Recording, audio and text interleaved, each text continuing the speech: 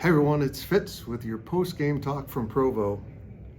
Do you really want to hear this?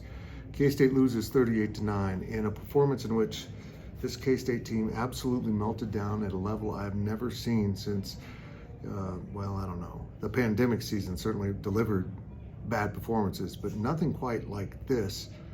K-State seemed to be in control, managing the game, but two penalties in the red zone led to two field goals instead of touchdowns. So now it's 6-0, and you don't feel good about that. And somehow you felt like BYU was going to take the lead at halftime, but K-State held them to a field goal, 6-3. They get the ball back with a little more than 2 minutes to go, and K-State, decides to try to run the clock out and go to halftime ahead 6-3. And DJ Giddens, who doesn't fumbled, and it was a scoop and score.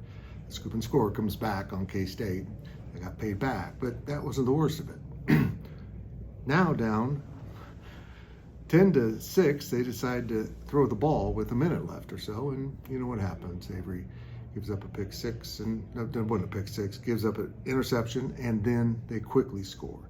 So they had two non-offensive touchdowns in this game, including a punt return in the second half that went for about 700 yards.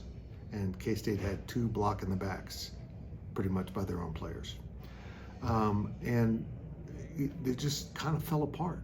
You end up with two short field touchdowns for BYU, two non-offensive touchdowns for BYU, and you served the game up on a silver platter.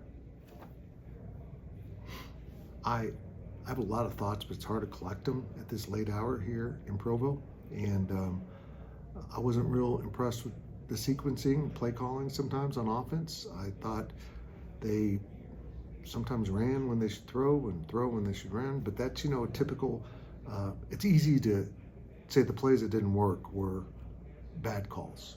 Not, maybe the defense did everything right.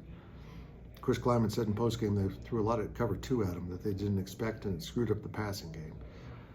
I didn't really see the adjustments until the game was too late when they started to go over the middle quite a bit. If they're running cover two, you got to adjust earlier than that. This was a horrifying performance by K-State. Not physically as much as mentally. They absolutely melted. And you know what? This was an amazing atmosphere. But, Stillwater's pretty cool. Ames can be incredible. This is what you face in the Big 12. This is pretty constant. And to have this kind of collapse is not ideal, especially with Oklahoma State, who's also coming off a bad loss, coming to town next week. It's hard to really sum up how bad everything went after that DJ Giddens fumble, but I'm not going to blame a player for this. I'm not going to blame Avery, although I continue to believe that he's not running it at certain times when he should. It's his second interception. He had 20 yards in front of him, and he needed about 10 to get a first down. If he just tucks it and runs, he's going to get there. Something he's done his entire career, but now suddenly he's a pass-first quarterback. Look, I know you need to protect him. I know you need to make sure he doesn't get injured. I understand all that. But you got to let the kid be who he is. And for some reason, whether it's the coaches or Avery or someone around Avery, he's trying to be a pocket passer when he needs to be a dual-threat player. And I'm not saying run him 30 times a game, but when he's got a running lane, he needs to take it. What I'm also not saying is him cutting the ball back upfield when he runs. He does it once in a while, but you look back at the first touchdown he scored, he cut in his career, he cut back up against the grain and got into the end zone. He seems to be running for the boundary, as does Dylan Edwards, an awful lot, trying to turn the corner when they don't have the angle instead of just taking the direct path and try to blow past a person. I'm not a coach. I'm just observing, and they've got some things to fix. But I think this team's pretty good. They just crapped the bed. They just absolutely crapped the bed in this game, and now they got to reinvent themselves.